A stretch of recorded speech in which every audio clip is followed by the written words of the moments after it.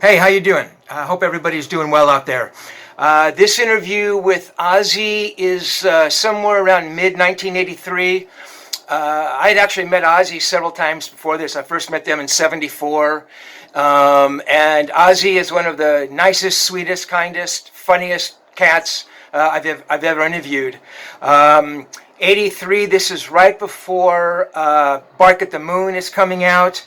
Um, we kind of did a dive through Sabbath's history. He was talking about all the different records. He tells an hilarious story about Bill Ward, who is a hypochondriac and being afraid of being bitten by a snake. Um, uh, Ozzy's one of the good ones. What else can I tell you? Ani's a very honest guy. He's going through some tough times now, so let's all keep a good thought out for him. In the meantime, sit back and take a listen to Ozzy Osbourne serving up the gospel sometime mid 1983. Thanks, everybody. I don't remember when we did the Miami Steve. Very nice guys. So this is the most successful album you've ever done? In sales-wise, in the shortest amount, it's shifted the most copies in the shortest amount of time. And it's amazing that it's all old Sabbath stuff that it's shifted so much in it. So, yeah. Does it make you wonder? It does, but I don't understand it because I suppose it's because of the work I've done in the last 2 years with my own stuff, and the publicity that's been going down with the biting the dead fish and doing this and always fucking pissing up the Alamo and whatnot. I suppose it all helps, I suppose. I don't just say you got an interview here and I sit there talking to a band and they've got a gig here. I don't sort of plan these things, it just sort of seems to go on a roll and it works. Right. Well, this is the first live album you've ever done, isn't it? Officially, yeah, but there was a live album of Sabbath stuff, which was a kind of a semi-bootleg album, which one of my old managers had in his archives, and he put it out for the press, which was like a dreadful, awful recording. What was that called? Live at Last. It was awful. I mean, it was totally disowned. It was just a terrible rip-off for the people. How come Sabbath never did a live album? It would have seemed so natural for them to do it. I believe now they have. Really? And I believe now it's just about to come out as well, and it's the same stuff, it's half the same stuff as on my album. Which is kind of stupid as far as I'm concerned. That doesn't make sense. Well, it's not for me. We just go in, we just do it, and it's taken away from us, and it's the powers that be say, yeah, we'll put it out. But I think it's got to damage their album. I don't know why they just don't wait for about 6 or 8 months and put it out then, Because I've heard some of it. It sounds pretty good. So you have no control over something like that. I do. I've got a contractual commitment to a record company, and the original idea for this album was going to be half of it was going to be my stuff with Randy playing on the album. We recorded it, but when Randy got killed, I decided to shelve it, and they said, well, we've got to get a live album. So I said, well, I might as well just do a Sabbath classics, And to be perfect, I'm surprised. I'm thrilled about the success of it naturally, but I just thought, I didn't think it would be as big as it's got. I wasn't expecting it to, but I'm not complaining. I mean, this is the morbid thing to say, but do you think because of Randy's death that maybe the sales of the record? Not at all, because it's instantly recognisable that Randy's not playing on it. Brad Gillis is playing on it, and they're like a 1980s version of the classic stuff that they did with Sabbath in it. Because kids that weren't around in them days picked up to now, because there were good songs in the time. With Paranoid was a good in its own right. I believe it was a rock classic, and I'm proud to have been part of it. When you had to replace Randy, what were you looking for? To be perfectly honest, it's only now that I'm replacing Randy because Brad Gillis just I got in touch with him through a guy called Pat Thrall, who was a friend of Brad Gillis, and he was Pat Thrall used to play with Tommy Aldridge, Right. and Pat Thrall put me onto Brad, and Brad said that he'd help me out to finish the commitment of the tour and do this album with me, and then Brad's got his own band together, and I hear Brad's doing real well with his own band. Good luck to him, that's all he deserves it, because he's a real good guy, Brad is. So you're looking for somebody now then? I've more or less got somebody, but I don't want to give the name at the moment, because I've got to see two more guys tonight, and it's the best of the three that I'm going to pick. So in those guys, what kind of player were you looking for? Somebody with a lot of spark, somebody with a bit of go in them, and it's not. Usually the thing is, you can go and audition a guy, and you can rehearse with a guy. There's no rehearsal better than a gig, and that's always been my philosophy. Because as soon as Randy got killed, I had the awful task of finding someone. And the first guy was great in the rehearsal, but when he got on stage, he just shit, man. He just couldn't. What's the ocean of people there? I mean, it's a big step for someone who's been playing in a bar to go in front of 18,000 kids, and it's just a heavy duty number for him. He just froze. He couldn't handle it. I mean, that's the hardest battle. The hardest battle is to find a guy. And it's equally as hard as finding the guy is whether the guy can sort of handle the situation that he's got to go get, what he's got to do. Right.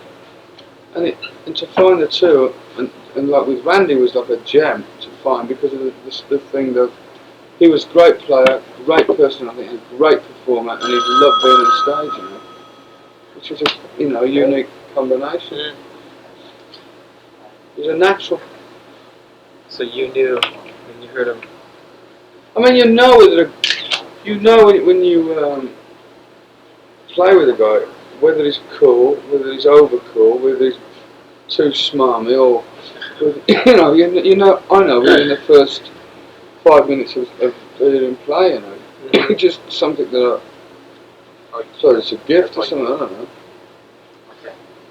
Was there any kind of that magic when you first found Randy, as there might have been like when Sabbath was together in the early days? Randy was the most refreshing player, and I mean, after leaving Sabbath, I'd been living in an ocean of depression for sort of so long because I knew that I had to move, but I was afraid to because of what I was going to move, and I couldn't leave. I had to get fired because I would give them such a hard time. They just fired me, and it's like I want to leave, but I don't want to leave. Right.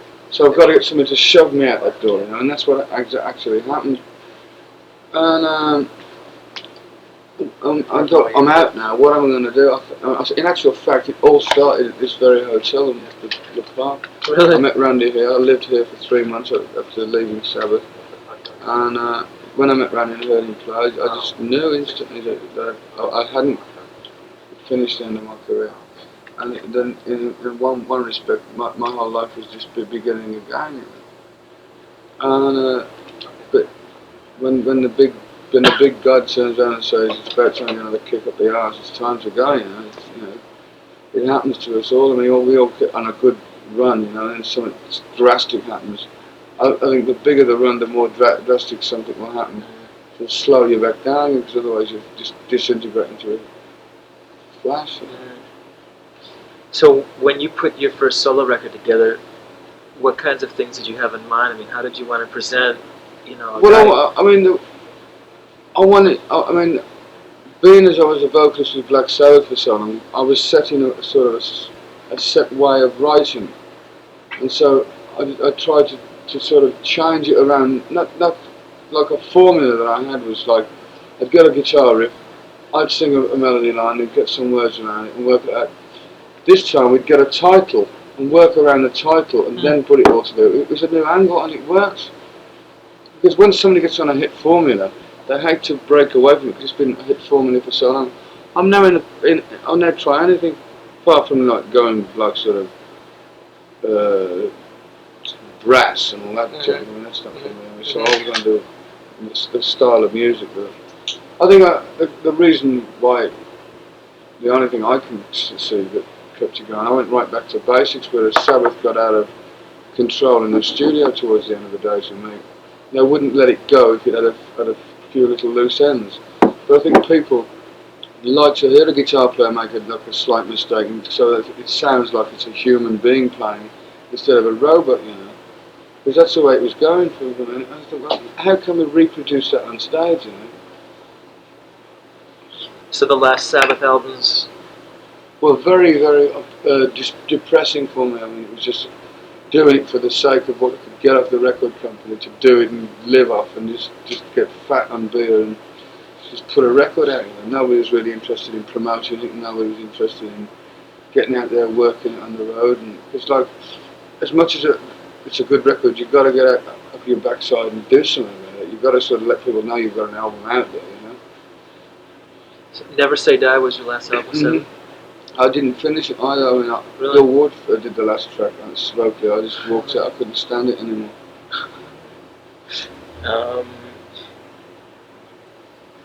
Goodbye to Romance on the first album was an interesting kind of a track for you. That was I was sitting in this hotel and I got the melody, and it was just about farewell to the past, farewell to Black Sabbath. Is that what it was about? Yeah. Goodbye to romance, goodbye to friends. I mean, I've spent 11 years of my life with that band, you know. Do you see doing more types of those types of tunes? Well, I mean, if it's good for me, if it feels good at the time, I'll do it, you know. But I want to still do the, you know, down to a sort of, you know, spine curlers, you know. I love that. You know.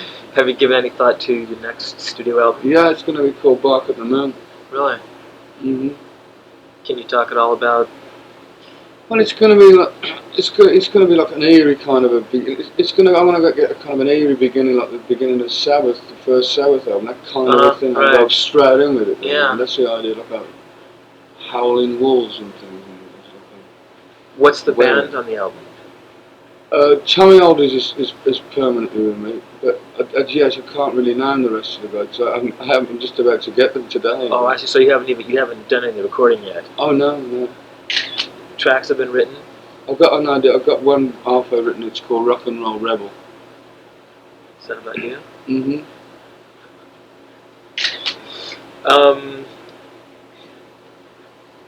Would you mind if we backed up a little bit and talked about some of the Sabbath records? By all means. Just your By all reaction means. looking back on them. I mean, you mentioned the Paranoid. That track. I mean, I thought that album was incredible. I mean, for its time, we didn't realise at the time we were writing all this stuff. It was just, we just thought, well, try this way, you know. It was just purely 4 guys from the back streets of Birmingham. So they said, like, let's have a go. Let's do it sort of real heavy and sort of no sort of smoothness, all the rough edges, and bang it out there and see what happens.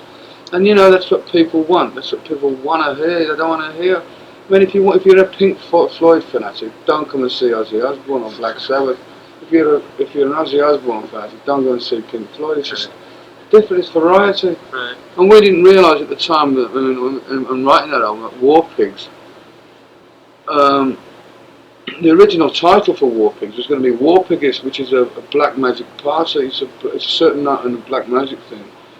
But they have this night called the War Piggist night.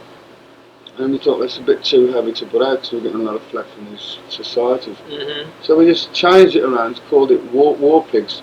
We realised about that people sort of sending kids to war, and we didn't realise at the time, we never went to the States, how many kids it was affecting in the States who were trying to get out of the draft from Vietnam at the time. You know? It was just a lot of it was totally accidental, stumbled over it. Really? When you went in to do the first album, were those tunes that you've been performing live? The Black Sabbath album. Oh yeah, we've been doing sort of like the first album I did with Black Sabbath took 12 hours to record. Did it really? Just went in and played it and just put it out. It was incredible. There were a lot of bands kind of around Birmingham at that time, weren't there? Birmingham, I mean, somebody said to me the other day, you know, out of a lot of the big bands of the 70s, at least maybe 1, 2 or 3 or the whole band were from Birmingham. Like Zeppelin had 2 Midland guys, John Bonham and Robert Plant. Right. You'll find a lot of Birmingham people in bands. For some reason, I don't know. You don't know. I mean, it was like in the 60s, the Liverpool was the thing. As I say, in the 70s, a lot of it come from Birmingham. Master Reality. Master of Reality was the turning point. That was the last real Sabbath album, as far as I'm concerned. Then we started to progress into sort of Sabbath, where we started to get chemical in the studios, and use synthesizers and go sort of over tracking and double tracking and treble tracking and backward cymbals and standing in a bath of water with a fucking bag of coal in your mouth and so on. It's all the investigation period that was. It's just and it's like the guy that invented the fucking thing that couldn't stop growing. You know, it just went from that into sort of like from for instance the first albums, which were the quickest albums, which were the biggest selling albums of Sabbath, to the later albums, which took forever to record, which didn't sell nearly anywhere near it. There's something in that there, you know. If you use the frets. If you get a tune and it's lively, if you work on it, it's like you have a record player and you hear the same song every minute of the day for like 3 months. You'll fucking hate it at the end of it. You think, Jesus Christ, you know, I have to.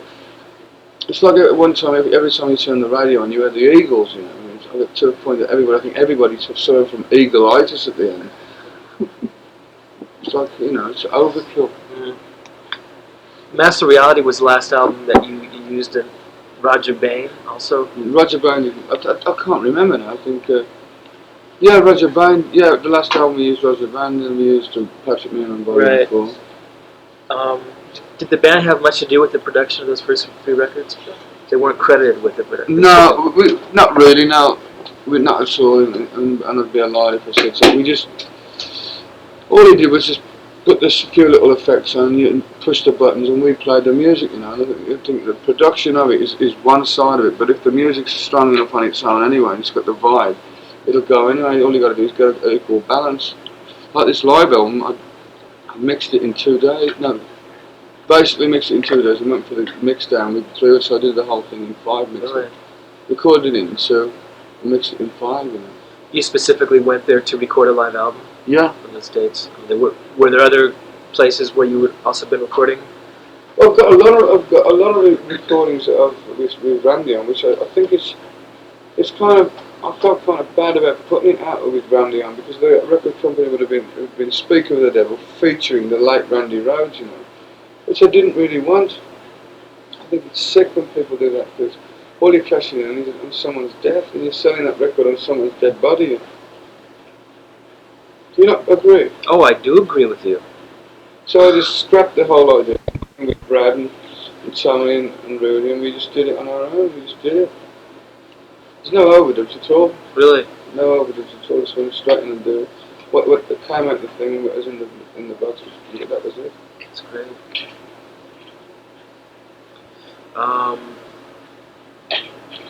There's no need to do any overdubs now, because you've got machines that you can get the same effect as overdubbing on the stage. You know? When it's like, when I say overdubs, double tracking. You got an ADT machine now, so it's an automatic double tracking machine, which I always use on my voice on stage anyway. Do you? Yeah. Particularly to sound, that gives a better quality for the guys. Have you been using that for a while on your voice on stage? For ages, for years. Sort of makes it sound a lot fuller. You know? Do you play any guitar at all? No, I don't even play a fucking triangle. I play a little bit of harmonica.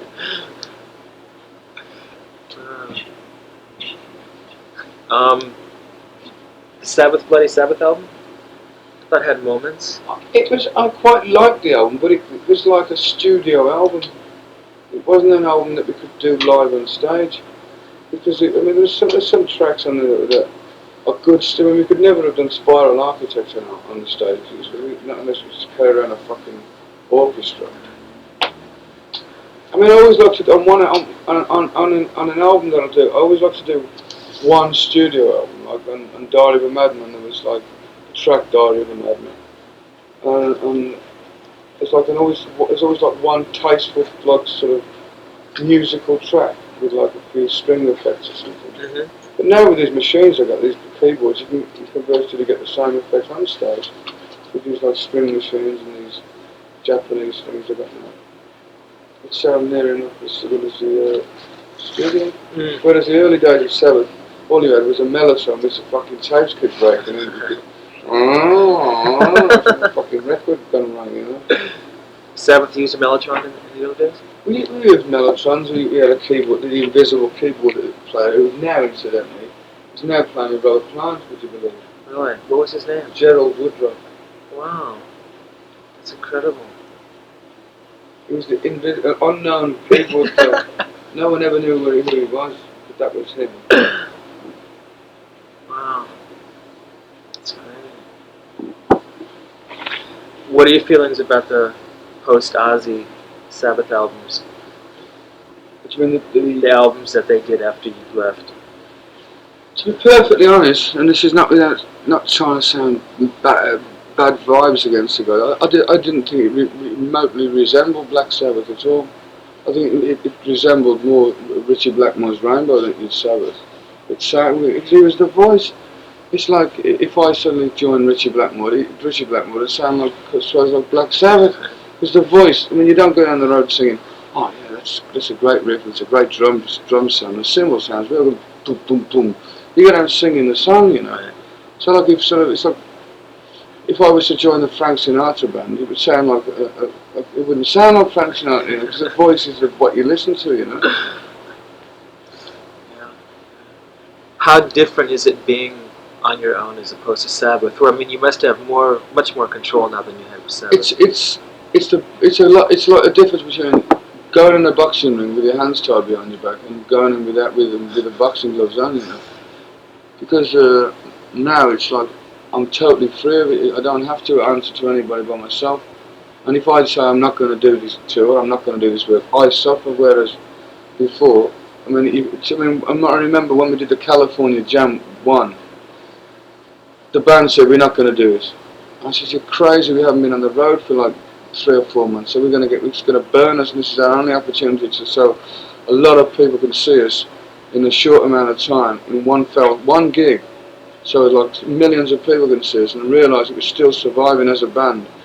Otherwise, you've got to go on the road for another 6 months and play all the towns, whereas our one gig will be televised all the time. Right. At the last minute, they said, yeah, okay, so we flew straight into Los Angeles, rehearsed it. We hadn't played together for months and months and months. Got to the theatre, rehearsed, went straight down there, did the gig, and it was great. It was great. A great gig, really. It's one of the most memorable gigs of my life, of the Sabbath days. I mean, it's been such a long. I mean, it seems like another life that was to me now. I mean, the old Sabbath days. I mean, it's sort of like a dream. I mean, we had our good times out of it, but we also had a lot of misery. Towards the end, that we weren't sort of say the best of friends. Everyone was trying to fight everybody else because everybody didn't want to own up to themselves and say it's over. But you never know. They might get a new lineup now. Dio's left and Peachy's left. Oh really? Yeah, and I think they're going to get another lineup. And you never know. They might go out and just be the biggest thing since sliced bread. You know. I think Tony should drop the Sabbath name and put a band together. And I mean, if they did that, I mean, if they go out again and it fails again, it'll be the end, you know, yeah, right. The total end. If they were to just shelve that name, and this is not just me, it must sound that I'm just saying this because I'm jealous. What have I got to be jealous for, you know? I mean, all I'm saying is that they should have shelved the name from the word go. And then maybe in the future, if we all decided to do a one-off tour together as the original lineup, we could have gone back on the stage and did our own stuff again, and it would have been great, you know. But it's too late for that now, I think. Do you think that Sabbath spawned any other types of bands like that? Oh God, sure. We spawned a lot of them. Eddie Van Halen was a big admirer of Tony Iommi, but they took it a stage further. I mean, whereas Sabbath stayed in the one vein and one thing, all the bands we were, you know, at the end of the day, they were coming in with these new albums, and I just turned around to them and said, "Hey, this is screwy, this is, man." I remember saying it. How come the bands that we once influenced are now influencing us? Do you not think there's a problem? Which is a fair comment, you know. If a band that once used to see these guys in the front row going, "Yeah, I'm copying your licks," take that lick and do updated version of it, and then you get inspired off their licks, then there's something wrong with you. You've got to either say, okay, let's do something and have another go, and go all out, or just break up and do our own things. It's true. I mean, there were some Van Halen tracks which sounded like, Sabbath 1982. Yeah, but Eddie Van Halen is a great guitar player. He's a phenomenal guitar player. I think Randy got a lot of his stuff from Edward. But Randy and Eddie were from the same area, and they played the same circuit, so I suppose they were the two of the very similar kind of guitar players. 'Cause in an area of a town, there's only one area, so there's like 2 or 3 good guitar players in that area. Yeah. And they're all trying to battle to outdo each other, and so whoever gets there first is. I mean, if it was Randy Rhoads, and I'd have got if Randy Rhoads had been with Van Halen, and I'd have copped Eddie Van Halen, they'd have all said Eddie Van Halen was trying to cop off Randy Rhoads. It's just the fact that Eddie Van Halen got there before Randy Rhoads, They had the first shot, And that is a good player. Eddie Van Halen is a very good player. Randy Rhoads is a very good player. There's a million good players out there. It's just got to find them, It just takes a bit of time to find them. It's just like there's so many named people that think, well, I can't use Joe Bloggs. He's nothing. I've got to get Eric Clapton, or I've got to get to Jimmy Page. Jimmy Page was discovered by somebody else. Like, I'll never use a known guitar player if I can help it. Because first of all, you got to deal with their ego, because they're the biggest thing they think in the world. I can't stand working with the people with egos. If anyone works with me and they decide to cup an ego, I either get rid of them. Because an ego will spread through a band faster than a plague. And you just got to keep it level. And the reason that I've kept going all the time is because I don't say I'm the greatest, because there's always someone out there greater than me. I've just had a great lucky break. I'm a lucky man at the age of 33. I mean, I realise it all. There's so many people that think, sniff this, shove this up your arsehole and drink that, and I'm cool, man, for the night. But that's fucking insane, man. It's like shoving your head in the sun and waiting for the storm to pass. I mean, I went through all that. I grew out of all that crap. I lived with it for fucking 11 years. With Sabbath, so drug orientated for a while. It was like fucking, how you go, sniff. It's just sniff mornings each other. Instead of good morning. It's like crazy. I mean, it's like you experiment with it all, and then you either grow out of it or you don't, or it grows out of you and you end up in a fucking box. But the pace of living and this kind of a life, it's like a 300-mile-an-hour job. It's like all the racing, and you get to a point you suffer from a thing that I invented called what's it called? Adrenaline. Osis or something. You've got so much adrenaline that you can't. It's something down like a fucking yo-yo. It's like you have to take a drink now and again to cool it down a bit, When you're drunk and you're sitting on the television and you're watching, and you're sitting there and you see this big smart ass company with the tie and the short hair goes, "Do you know alcohol is a disease?" And you go, "Oh no, fuck!" And you say that with drug addiction. If you need some help, you go, "Oh fuck!" There's always something to get. Everything you like in this world is bad for you. It's a good job we ain't into holy water, because God would not be in some trouble.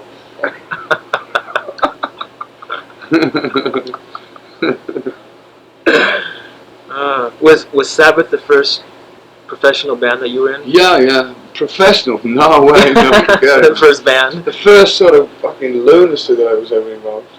It was it had its moments. Sabbath did have its great moments, but Sabbath became like a dinosaur. It got too big to fucking survive, because they wouldn't come down to the terms that they thought they were too good to do anything. Because Zeppelin had reached that niche where they could record, like Pink Floyd had reached that niche where they could record and not go out on the road, because they were like an invisible band. But when they came out, it was like, like God had arrived. And Sabbath kind of was blinded by the fact that they thought they should have been there. But we never quite got there because we weren't prepared to put the hours in, which the other people did. Because like Zeppelin went on the road at first for fucking 3 years before they could have even bothered to do that, or even afford to do that, you know. Where Sabbath went on the road for like a 6-week tour on and a 3-week tour off, 3 weeks off, 6 weeks on, 2 weeks off, here or there, take a break. Biggest but hypochondriacs you ever met in your life. I mean, we must have spent most of our earnings on doctor's fees, you know. I've got pain, I'm going to bed for 3 days.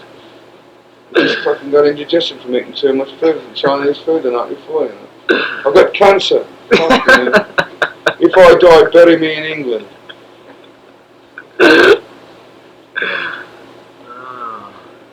When Bill Ward used to have a bag so full of, I mean, you couldn't, it got to the point, man, that we went on the road one time and he even had a snake bite kit. I said, where the fucking hell are you ever going to see a snake, man? I said, where on this earth are you ever going to see when you're going to go and fucking dive in the zoo or something? He said, you never know. Some of these snakes run pretty fast when you're driving across the desert. Run me still water. A fucking 650 motorbike across the fucking Colorado desert. I'm going to have this sucker. I mean, fucking the snake ever bit him. The snake is going to have to get fucking shots. He was like, we used to call him Dr. Bill. He was like, had Valiums forever. If you had anything wrong with it, you just go and see Bill. He was fucking full of it. Things for everything. I mean, when he came up with that snake bite kit, it was the ultimate. Fuck, you know. And you can see one of those things. It's like a little thing at your father. It's got like a razor. Yeah. I said, what if it bites you up the arse, Bill? He said, someone's going to have to suck the poison out. I said, don't come to me, man. Find a new friend, man, because I'll just fell out with you.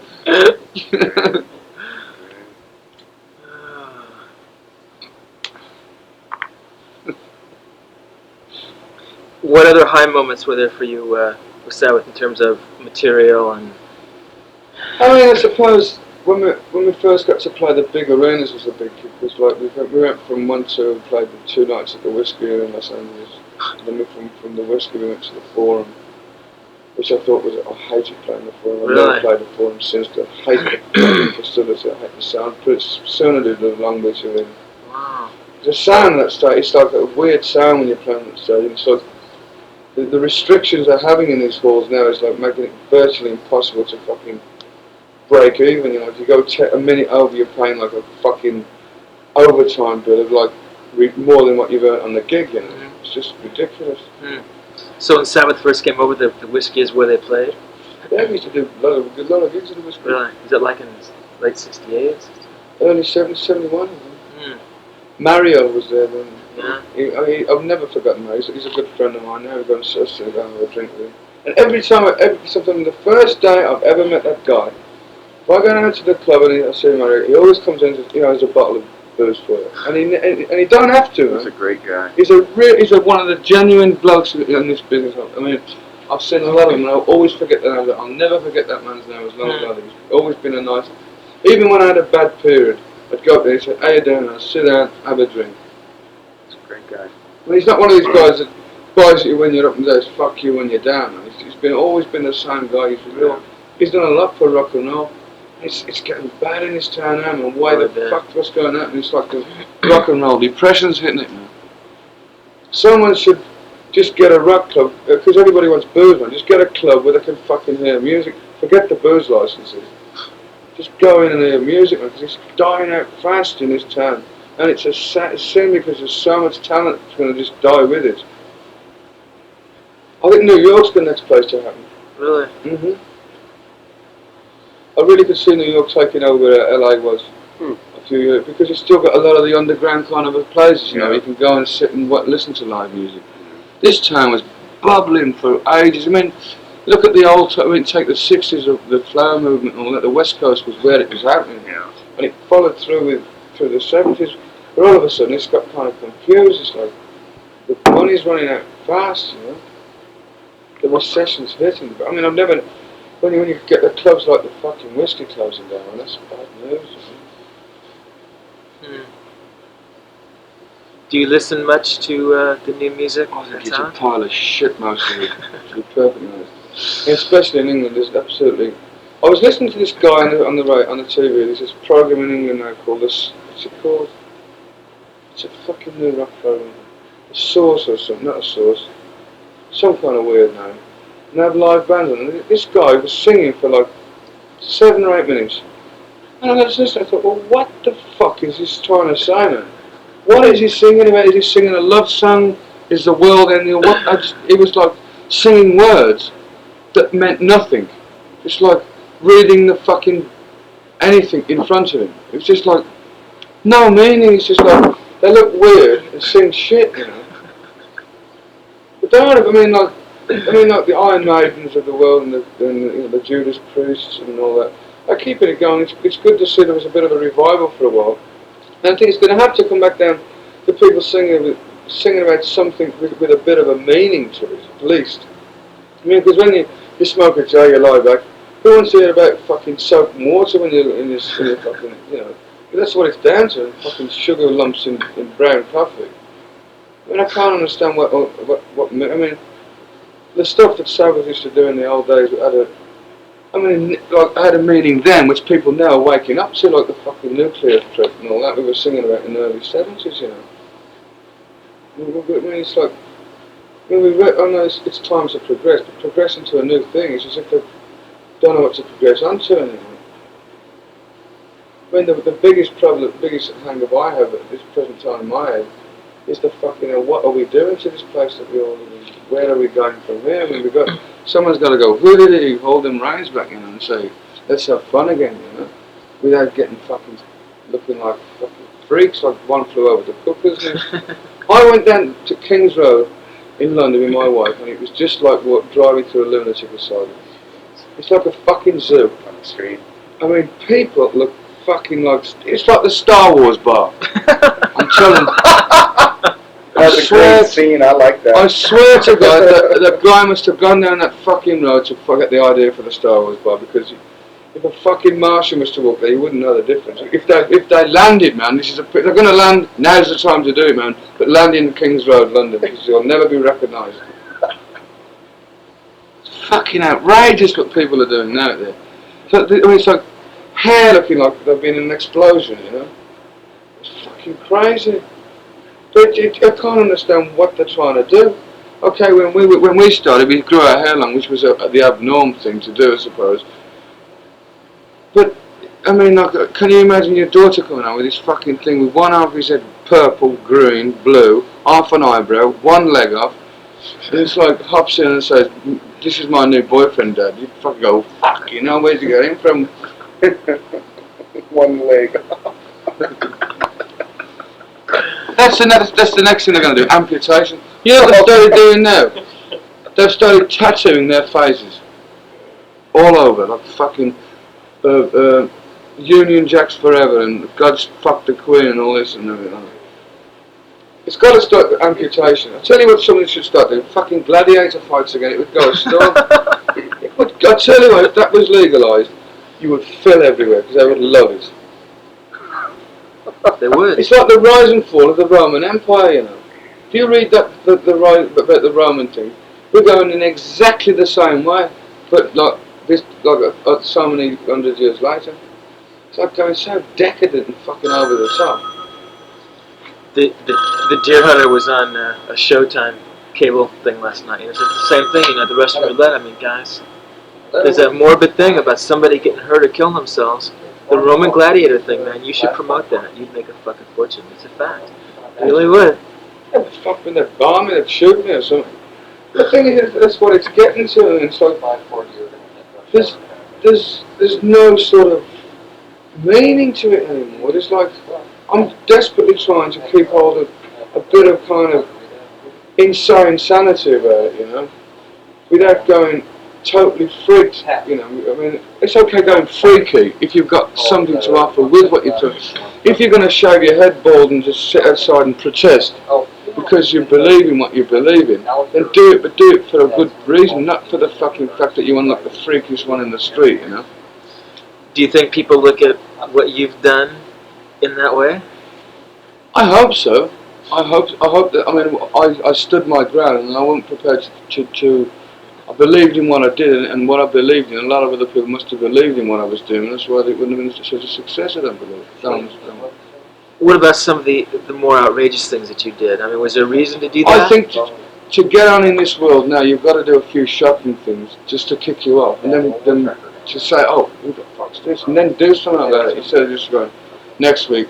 I mean, the first in this new wave thing, the Sex Pistols, if they'd have kept it together, had something to say in them. They were saying something. They were the only ones out of the lot that was, and them and the Clash were the only two that were doing anything sort of with a meaning to it. You mentioned earlier about what's happening in the world and the earth and pollution, this and that. I don't understand you saying that, and if you did this, and I don't know if you did it, biting the head off the bird. That kind of me is contradictory. We all do crazy things in our lives. I mean, I was kind of drunk that day, and I was pissed off of seeing these white-shirted farts look at me as a fucking can of beans to sell. And it's high, I don't know. I thought, well, if I'm crazy, I'll let them fucking know I'm crazy. I'm willing to get out there, you know, and that's what I did. I do anything on the spur of the moment. I'm not. It probably is kind of contradictory, but I did it. It did it for that one bird. I mean, fucking talk about birds. Why don't they give fucking Colonel Saunders a hard time? He murders more birds in 1 fucking hour than I do in a lifetime.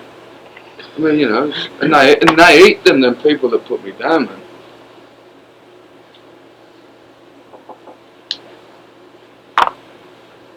It's just like everything's contradictory. The people that are putting me down. I mean, if I was to say, okay, I'm going to take this new album out where I actually slaughter a human being, let's say record it and we'll put it out. And then if they sold 1 billion albums, I would say, oh, it's disgusting, but they wouldn't stop. They wouldn't say give the people the money back. They would fucking take the money off them. The whole thing is fucking contradictory. Everything's contradictory.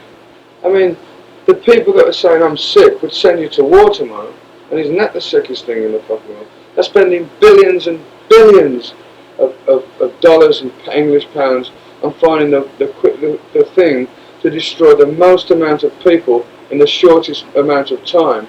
Isn't that fucking contradictory? Yet the same people get on a fucking television and say, this album is terrible, this album should not be allowed, it's polluting the people. What's more fucking polluting than me with a face full of fucking cranberry sauce on an album cover, or them fucking preaching about that, and then the next moment they'll say, God bless you, you're going to fight for your country, and they'll end up like fucking jelly on the battlefield, you know. I realise that you've got to have all this. I realise because if you don't they're going to snap one up your ass, you know. I realise, but surely we all know that if we let one go there, there's going to be 10 back, and then there's going to be 50 back there, and it's going to go whack. So why don't everybody just go all together and say, let's just fuck this lot up, and just get a united world, you know, just live it. That would be, I mean, the greatest words in any song that I've ever heard in my life was Imagine. Those words said it all.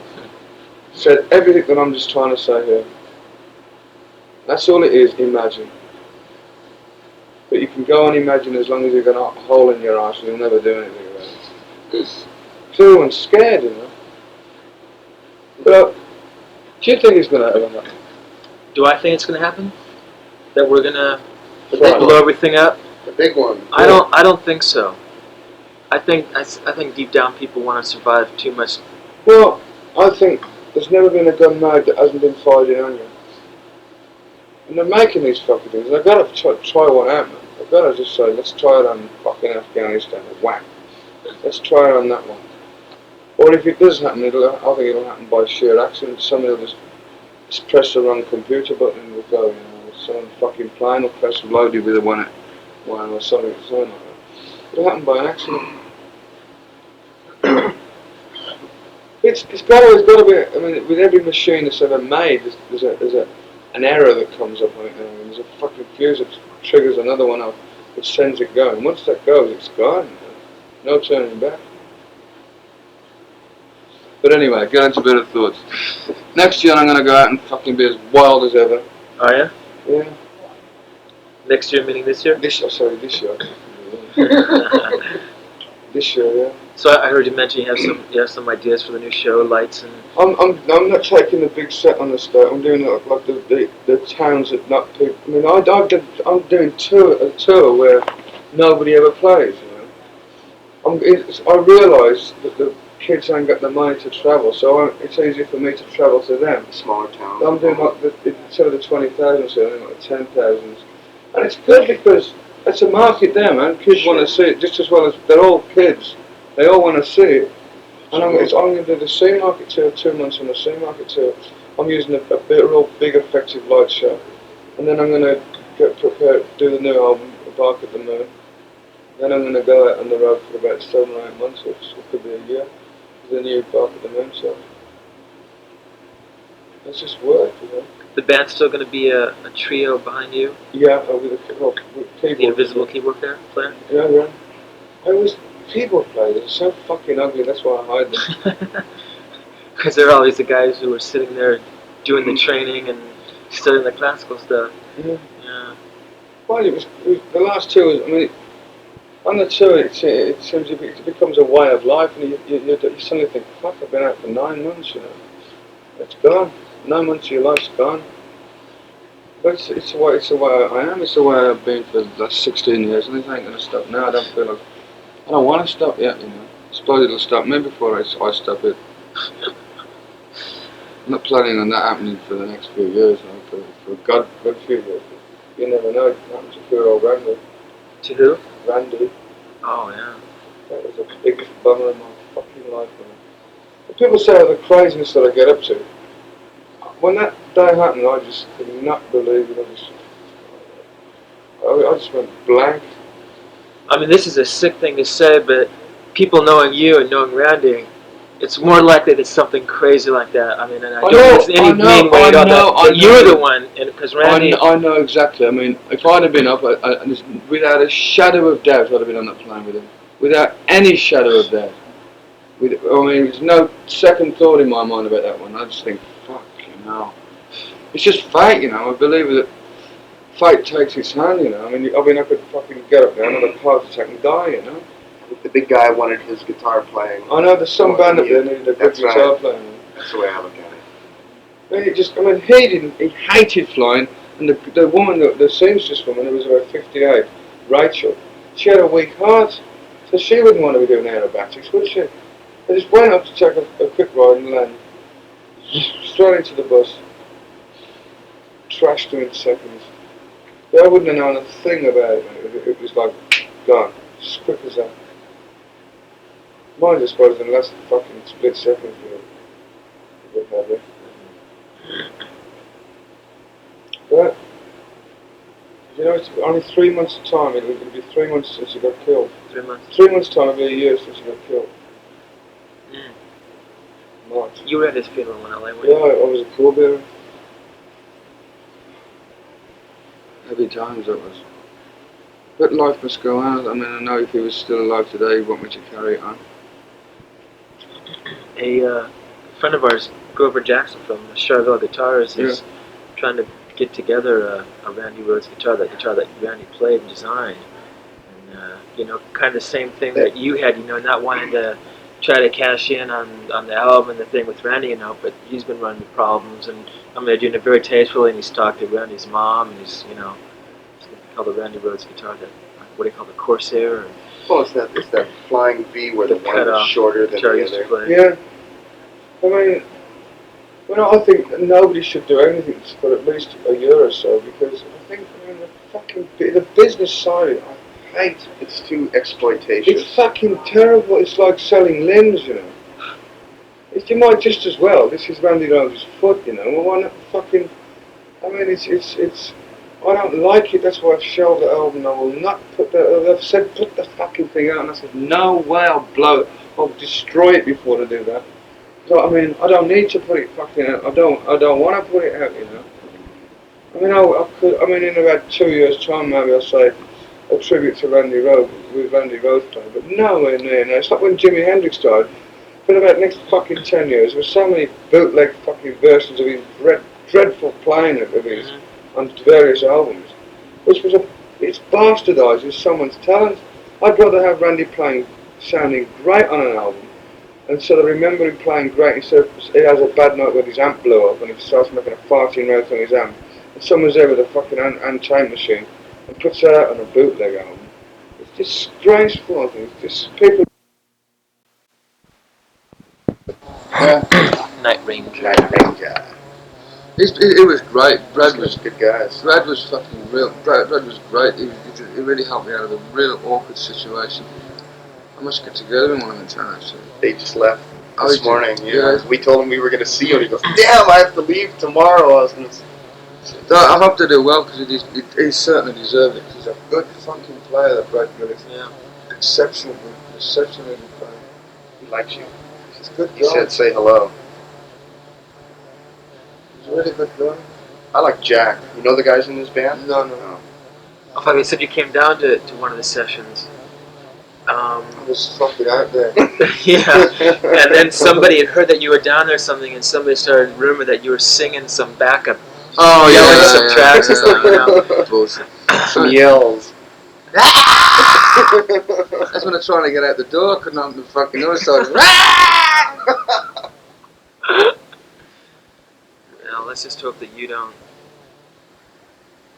go the. I mean, it's a sick thing to say Nah, too, listen. but I mean that you got your shit together, because I mean I know that you wouldn't. Well, that must have been a difficult thing for you to go through. Yeah, after the accident, everybody was. We went back to the hotel and all the road crew, and it was all stopped. And we all, yeah, I think there's only in there. I don't think there's only in there. And But I was, cause we all sitting in the hotel, and all in the bar, and everybody was spread out. Everyone was fucking down, faces down to me. And I just looked at him and I said, "Fuck this, man." I said, "Right, we're all gonna get together, get on the road, and we're gonna go. Even if you haven't got a guitar player." And by doing that and motivating, the best thing to do is getting people off their arseholes and stop thinking about it and get them back in their heads going again, you know. And it worked. Although the shows we did first of all weren't too clever, it fucking got everybody up again, you know. Because not only was the thing we all witnessed it, we had to go to the thing of seeing the parents and the relations and explain it again and again and again and again to people. And then the fucking funeral, and you get half a dozen groupies in the fucking church, and it was just. I mean, I just felt like, I don't know, it was like a fucking Fellini movie. It was. bad dream. I'll join you in the bus. Fucking life at the top, you know. Getting up the subject a little, you haven't seen those that stuff Linda Blair did in Wii? Did you see that? No.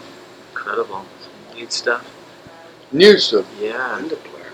Yeah. So I know that you're a big Exorcist fan. You want to do the music for it. Yeah. Yeah. In fact, she was at you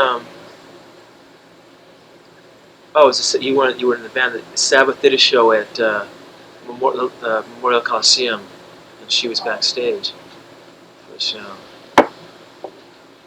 She always hangs around bands, doesn't she? Yeah. She hasn't done nothing for ages, has she? Yeah, she did. She just did a movie for TV. Oh, yeah, but nothing's gonna come close to No that. big. That Exorcist film that she was in was fucking horrendous. I had a picture of my wall for ages. I love that one. Are you instrumental in your covers? Do you? Yeah. And Yeah, what's, my wife's a big part of it, actually. My wife Sharon, she also manages me. She's great at getting concepts together. You know? Amazing at getting concepts together. and what is Barking on the Moon? What are we looking? Barking at the Moon. Bark at the Moon, it's a kind of like a wolfy kind of thing. Like I'm trying to get a makeup artist to make my face look really fucking weird. You know? Full Moon? Oh! Something like that, yeah. Silhouette thing. Yeah. Mm. There was just a thing on one of the cable stations talking about, it was backward masking and albums, and talking about album covers that promoted Devil and this and that, you know, and they were showing That doesn't look like you'd buy your mother that album, wouldn't you? I'd give her some of this for Thanksgiving, maybe. That was a cracker, that was. I mean, it was just a split second time. It was revulsing. It's got a big handful with it, and it made me gag, actually. Yeah. Right. I was just throwing it back up at that point. Oh, great. On this program, they showed the cover of the Sgt. Pepper's album because they had a picture of Aleister Crowley on the cover. Can you fucking believe on this thing talking about devils and shit. I heard they had a phone number on them, man. I was ready to call up. I mean, you know what these guys are like? These just straight-laced, straight guys, man. They're talking about promoting the devil. I mean, whether you're into it or not, I really don't care. But their main thing is like somebody buys one of your albums, looks at the cover, man. They're gonna be they're possessed. I mean, that's bullshit. They don't. Some guy came to me one day and he said to me, "Hey man," he says, "I'm into Scientology." And his eyeballs were at the obviously on some kind of fucking wacko stuff. And he says, "I'm into Scientology," which I haven't got a clue what that's fucking about. And he says, "Have you ever heard your album backwards?" I said, "No." He says, "Do you know what it sounds like?" I said, "Yeah, probably backwards." But you know, the fucking people. There's always the element of people that will do that. Always, it's all in any society. I mean, like for instance, on one gig, man, we had these people that picketing the gig. See him now, see him in hell.